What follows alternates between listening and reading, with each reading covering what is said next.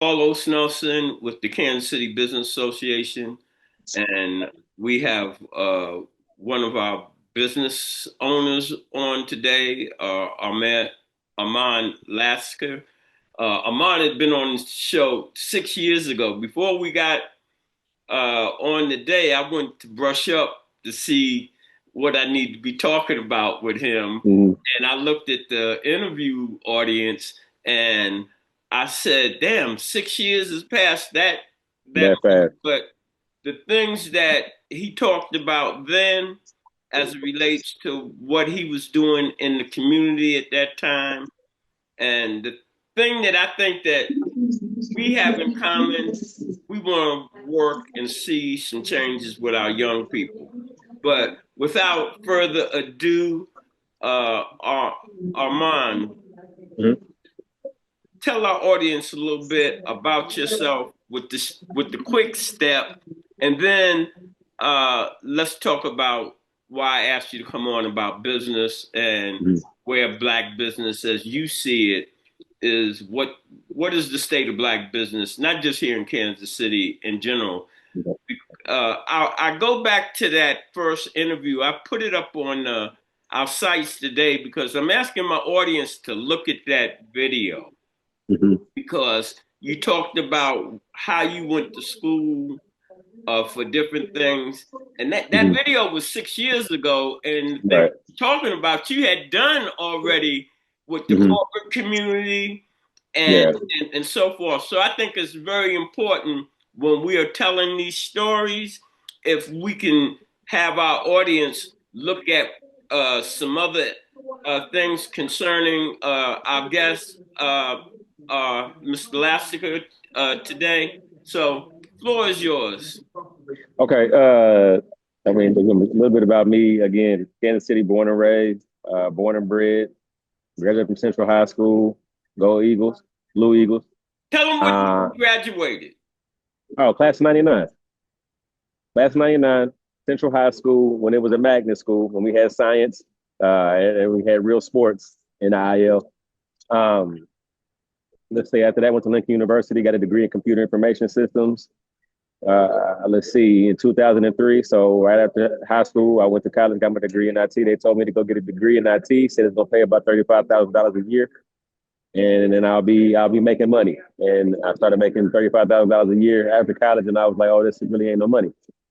So the entrepreneurial spirit has been in me my entire life, I believe. My mother, she threw a set of clippers in my hand and, told me to figure it out. And so I kind of did. And from there, man, I just wanted to again, work on having the businesses and work on just like the community. I grew up in the community. I grew up in a community environment. Everybody knew who I was. I was the bad kid in the neighborhood. They closed their windows and front doors. When I was walking home from school, I went to Graceland, which is now, what is that? I think it's Hogan Elementary now, but it used to be Mary Kay. But it was Graceland right there on 51st. I stayed on 53rd South Benton at the time, and I would walk home from school. I mean, in kindergarten, but again, that was the time that we lived in as a 4 year old or a 5 year old could walk home from school 2 blocks and everybody could keep an eye on him and know that he was headed to this house and this is his family. So but that's pretty much it, man. Like that's me. Uh yeah, All that's right, that's all I got. so let's now really change the subject because you're on the Kansas City Business Association, Mm-hmm. and I contacted you along with a couple of other businessmen that I felt speaks truth to power and can tell our audience, what it is in this environment, and not that is there a plan for our economic plan? Because I've talked to you about block voting, group Mm-hmm. economics. I've talked to you about leadership. Let's freestyle. Tell our audience what you see, why we haven't made the progress that we should have made over the. Let's say I've known you for about a decade. Uh, Mm-hmm. just in the decade, less more, the last quarter of century, uh, Mm-hmm. with the leadership. And I'm not pointing fingers at anyone, and I don't think you would. And I want to make that clear. But we have to look at what progress have we really made, and can you identify that in our community? And whatever you talk about in the next 10 minutes, because I'm just giving you the floor, uh, Mhm. you're telling it how you see it as a black Mhm. businessman that has been in business for almost 20 years or 25 years. Mhm. Floor is yours.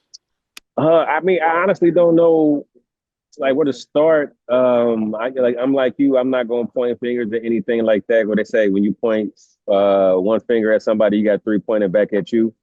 So I'm not a hey, this is the reason because I'm gonna always take accountability, because it's something that I could have done to do better or make a change. But I really don't know, man. I don't know if it's the city. I don't know if it is leadership or just the business itself. But there is like a lull over Kansas City right now, a negative where it seems like there's no growth. And I don't know how you combat that. I don't know how to change that, but there's some level of non-activity, non-growth, just coming from the Jazz District alone. After we left 103rd after the flood, going to the Jazz District and being there for Talk what, about 7 years? that a little bit. Hold it. Yeah, Because the people, don't, if they don't look at that other video, they're not yeah, going they to don't know. understand. Because Yeah, you went through step by step what happened yeah, at your first location right, right. and then how you got down there and talk about you wanted to buy the building. Run that down. Okay, so yeah, because I guess 6 years ago we had just got down to the Jazz District. Okay, so being in the Jazz District. So the city had just acquired the properties from I think it's McCormick and Barron. So when they did the revitalization back in 1997, that's when the Jazz District got its first facelift, if you will. And then after that, 20 years later or so, that's when they came through in 2017 and had another facelift. So we were the first business that they put in as part of that revitalization of the 18th and Vine, Jazz District. So being down there, man, like it was super dope because I'm back in the community. I'm back in the inner city where I started off at. And I mean I got roots there. Like my grandfather, had a house on 60th and Garfield. That was where we were. So it's not just, a lot of people look at the Jazz District as it is right now. The Jazz District used to stretch from 12th, 12th Street. We had 12th and Vine. They had songs about it. So and it stretched a little bit to like the downtown, like the Southwest Trafficway area. But I mean, people don't know that. They just think the Jazz District is there on those 3 blocks, and it's not. So there's a little history there. We had over at one point 200 registered black businesses in the Jazz District. So and we were far from that now. But I mean, being out there was really really nice. It was a really really it was an eye opening experience. I mean, it wasn't perfect, but I remember being down there and wanting ownership because that's the name of the game. If you're not owning anything, and you just got a business at any moment in time, they can change the direction and tell you to take your business elsewhere. But if you are, you got some stake down there, it's a little bit different. So when I got there, we did a 5-year lease, and if they liked everything that was going on, then they would bring you back on for 2, 3, 4, or 5 years after that. But I remember when the contract was written up and I saw what that lease was out to be for the 5 years, I'm like, hey, well, can I just go get a loan for this amount and just buy this space? I run it myself. And the city was like, oh no, we're not looking to do, and again, rightfully so, you can do that because you own it.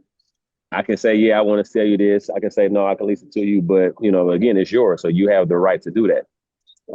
So that's why ownership is super big, and we'd have to have a lot of ownership in our community because in that Jazz District, there's not a lot of. We don't own a lot of the property down there. The city owns a lot. You got a few developers that are black owned, but like the majority, like the other places, the businesses, they're not black owned. But let's talk about you said they wouldn't let you buy it, but they turn around and sell it to somebody else.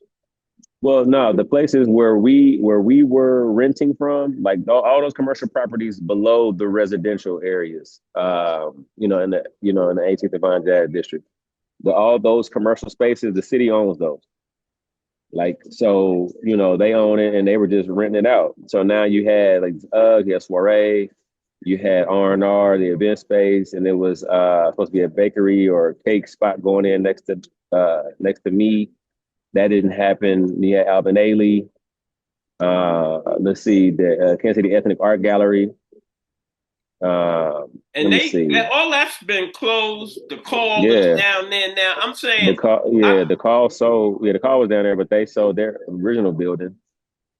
that Um, ho- let me cut you off right there yeah. because that is why I'm bringing you on. Because when I start bringing these subjects up, Hmm. it's like Mr. Nelson has a beef with these Hmm. people. No, these the call was an iconic and Hmm. historic part of our community, Right. and the building's gone. And uh, you talked about ethnic art. That gentleman Hmm. died, and the call is Need in their that. building. And Right. I talked to you about Cascade Media. We've been down on Vine at 2414, 16, 18 Vine Hmm.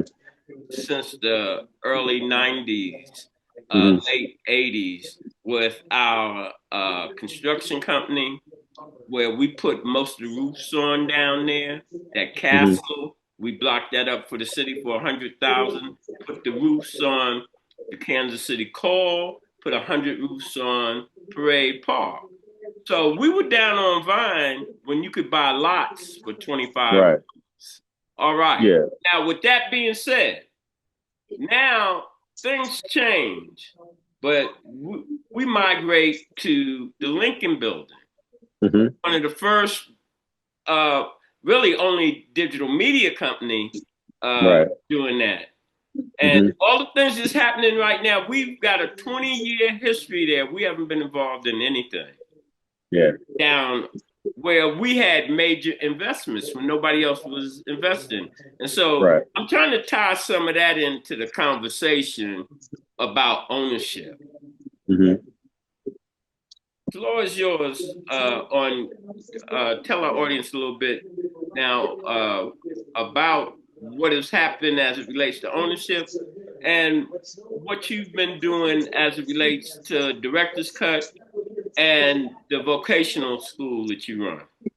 Okay. So now, so we stayed there for 7 years. We did a 2 year renewal down in the jazz district, and in that time frame, man, the jazz district it just went down. Like businesses were leaving, a lot of people, a lot of things weren't happening.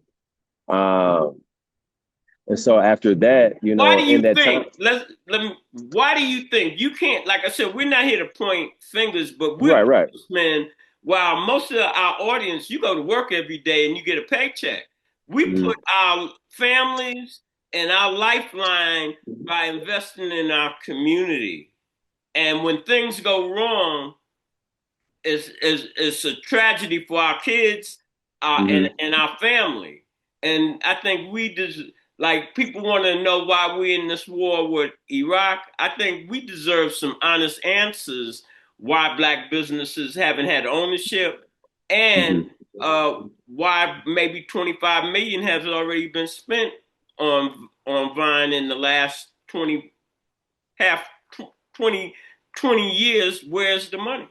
What Yeah, do you have to show in a black district for black people? yeah, um, yeah. I don't know, man.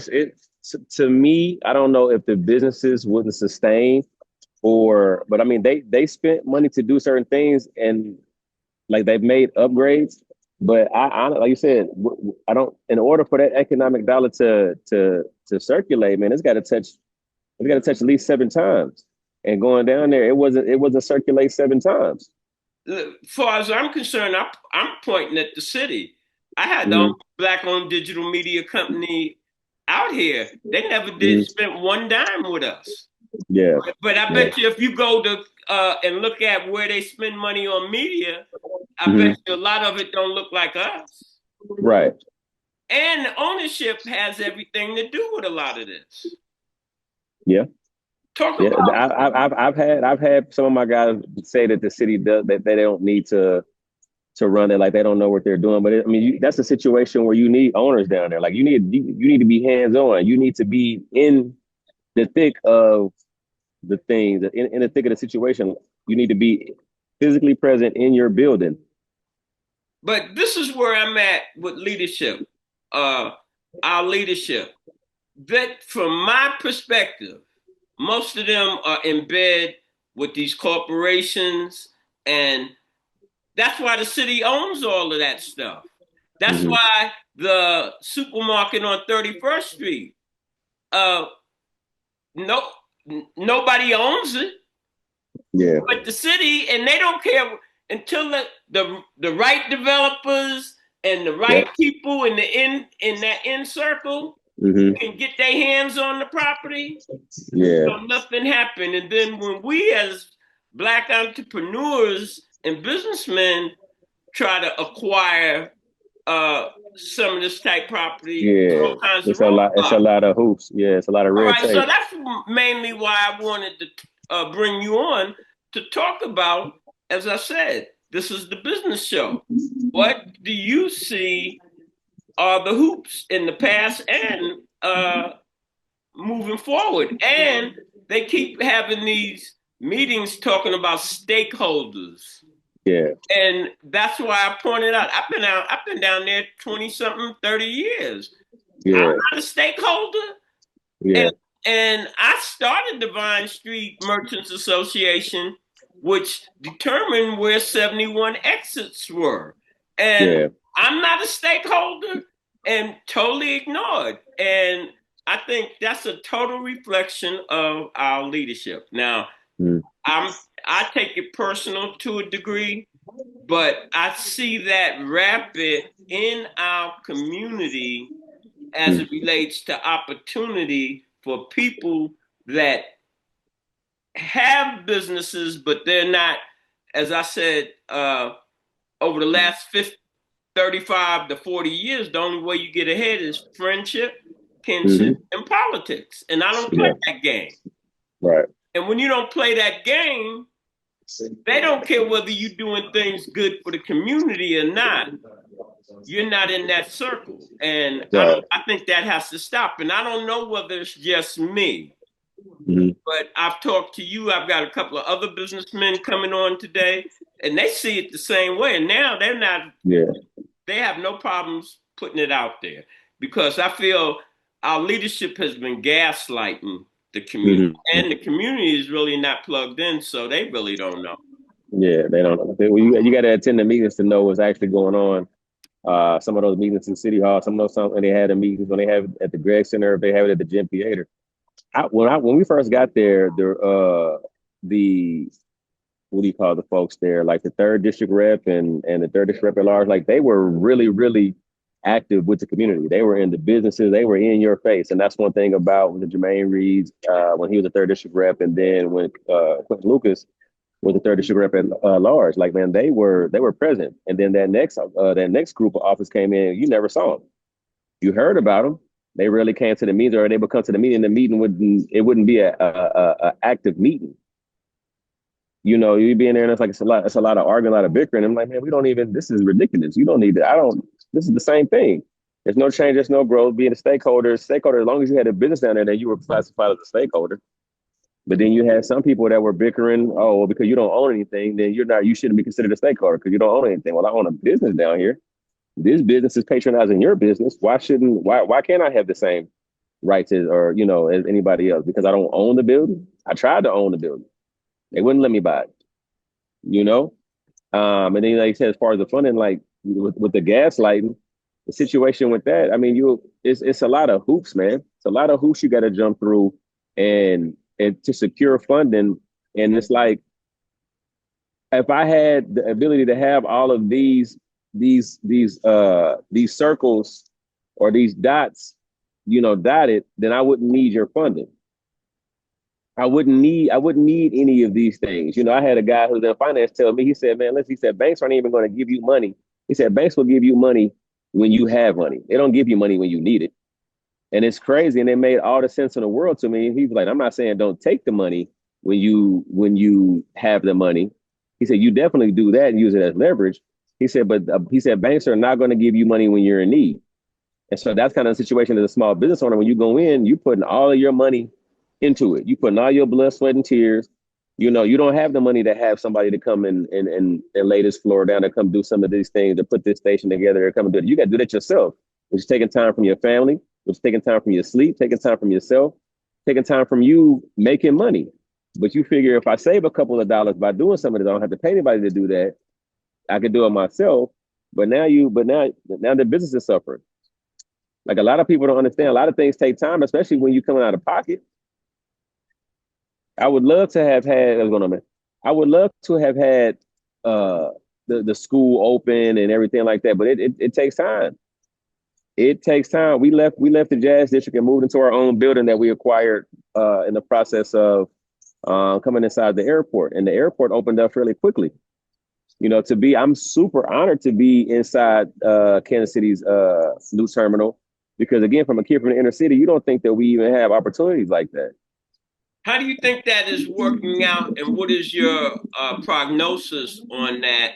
And I wish you would talk a little bit about your vision as it relates to the airport and what you are doing out there and how you felt that that could move forward in other airports and in other venues. Run that down. Yeah, so being in the airport, we've been here now 3 years. We hit 3 years, February 28th, and I mean it's got as good, it's got as bad, but it's not doing what we thought it was going to do. It's not making those numbers. We're on the end now where you have anywhere. We got Frontier, Allegiant, Sun and Country. So man, on any given day we could have 0 to 3 flights. And so to have 0 flights, we don't have great visibility of people traveling. I mean, we're over here on the end with a TSA pre-check, but as you know, people with TSA pre-check, they don't have. I'm not planning to be here super early. I want to get here. I want to bypass all of that. So when those people when they see us, oh, they love it. This is a great concept.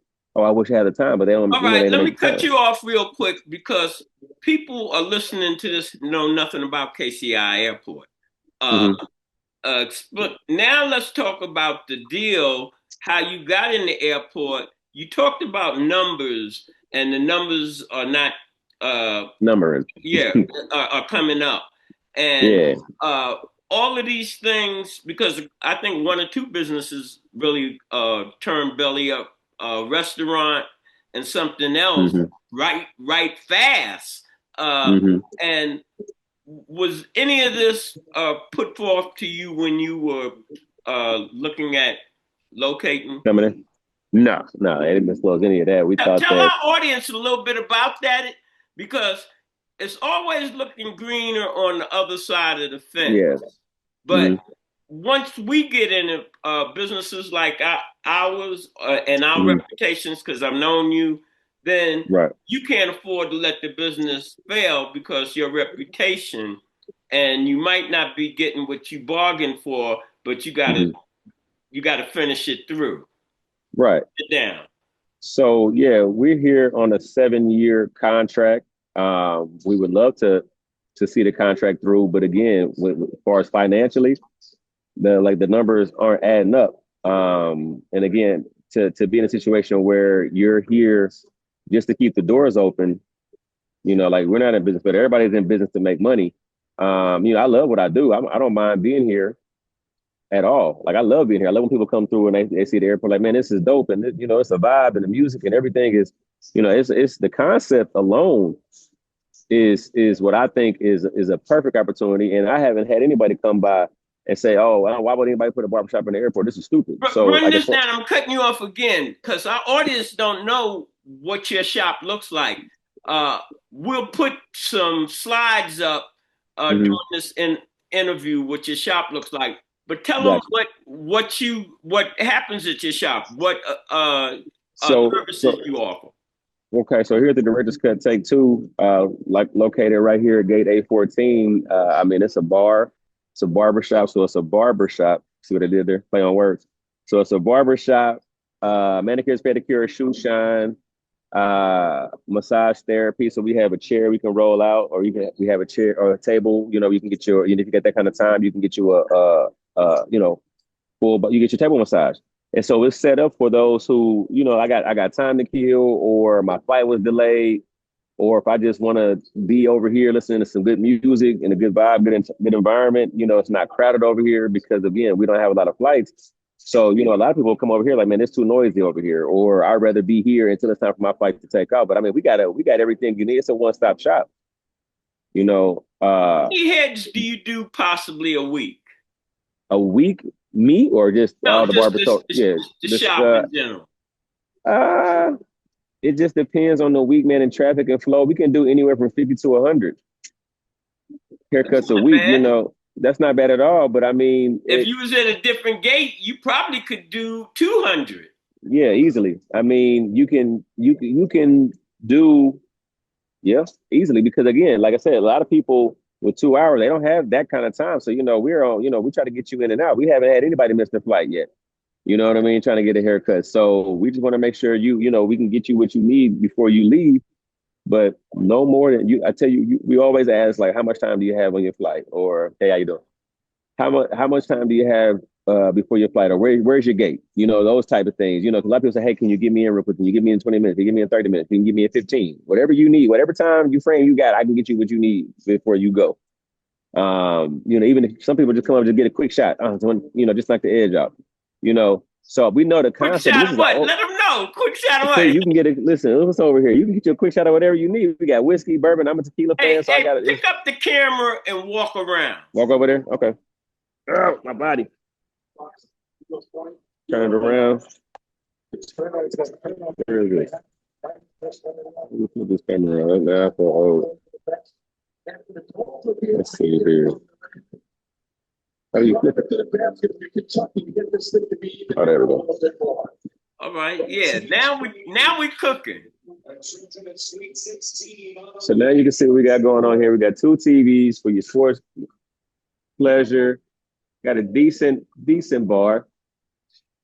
Decent bar. Back of the bar here. This is where all the magic happens.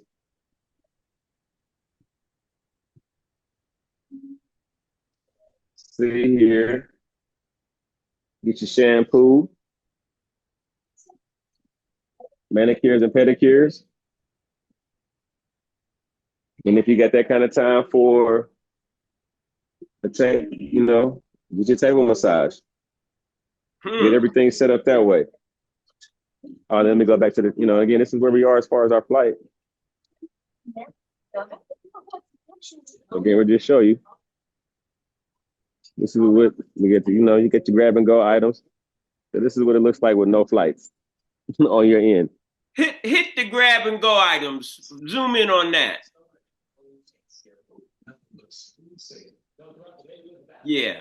All right. Few Yeah, snacks. Yeah. All right. but this is no flights down on this end. And then if you zoom in down here,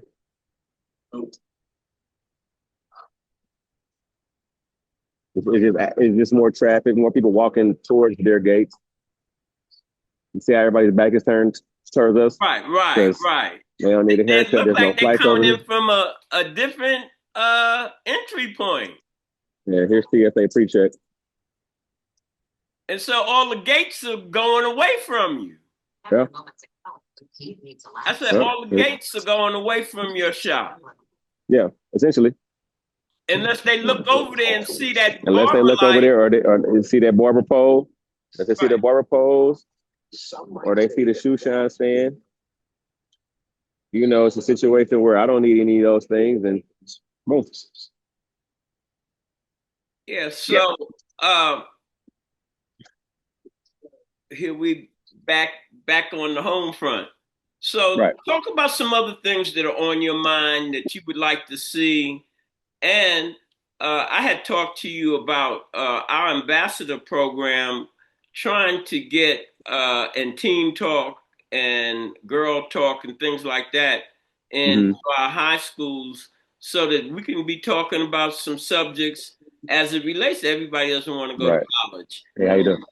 And these are some of the things that are available for you. And you said you worked with kids uh, with the barber school and so forth. Mm-hmm. Run some of that down to our audience, because some parents look at this and have kids and might uh, have a conversation with them, whether they want Mm-hmm. to get with you and the barber school.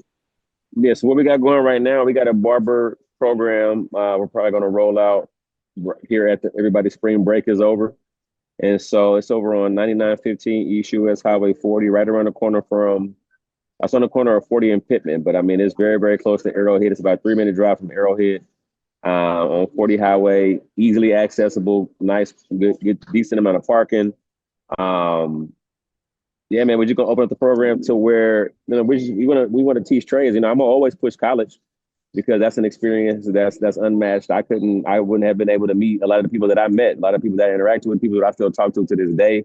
Had I not gone to college, I got my degree, I got that corporate experience, and I don't knock that at all. But I am and have been an entrepreneur at heart since I was a kid. So I always knew that this was going to be the route that I was going to take. It's just a matter of time before I stepped into that role. But I love the art of barbering. I love cutting hair so much that it's a situation where it's like, man, if you have the same passion or the same vision, I can help you with that. Let me help you become. Again, a lot of people are cutting hair. Anybody can cut hair, but it's about showing how to you be a professional. I'm showing you how to be a barber.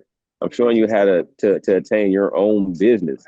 I'm showing you to have options to be able to potentially even put a business inside the airport and what that looks like. You don't have to just be a barber or just some cutting hair. As a barber, you are your business and you are your brand, you are your representation. But a lot of people don't know how to do that. Barbers get a bad rep because this dude is just cutting hair. He's got a job and he cuts hair on the side. Like, no, I feed my family and me and have been for the last, professionally now, 16 years, going on 17 years. We are on our third shop. We acquired a building to be able to teach barbering, to have barbers have places to cut hair. It's a funnel system. So to have a barbershop and to have a school, your shop should never be empty. It should be a funnel system from the barber colleges to your shops. And then again, if they aspire to have their own shop, they know what it's like to run one because you have already given them the game. You have shown them that while you were in school. And even then, if you want to open up a barber college, if you want to teach as well, because that could be your retirement plan. They say those who can do, those who don't teach. Well, I can do both. So in the same setting. So I mean, again, we're purchasing the building, like we don't own it outright, but by the time we're done with this program, hopefully we'll have our ducks in a row. We can be able to pay this building off, but ownership is the key. Do you have any fundraising activity as it relates to the building? No, I have not. I have not done any fundraising. I haven't really set aside any time for it. We have to talk about some of that Okay. in the very near future. Okay. Because that's what this whole KCBA thing is more so talking about a lack of capital. Hmm. But our community has all the capital in the world. Yeah. And I'm not just talking about black here in Kansas City, if we can come together. And that's another subject I want you to speak on. Do you think the black businessmen work together here in this city? And No, not as much as they need to. And I think, I don't want to say I think.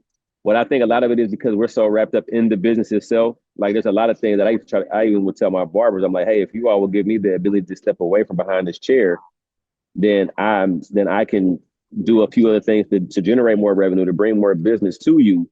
But if I'm in here cutting hair, I'm just a barber, just like you. No disrespect, but I got a lot of things that we can do.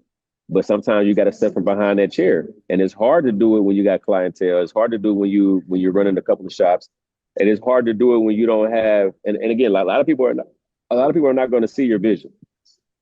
Like you had to get an eye exam to be able to see your vision because it's everybody. They can't. what do they Everybody have to gonna have. get? Hold up, They're gonna hold have to up. get an eye. Yeah, you got to get an eye exam to see to see other people's vision. People see your vision. Like it's crazy because like you can explain it to them and they can see it, but they don't understand what it takes.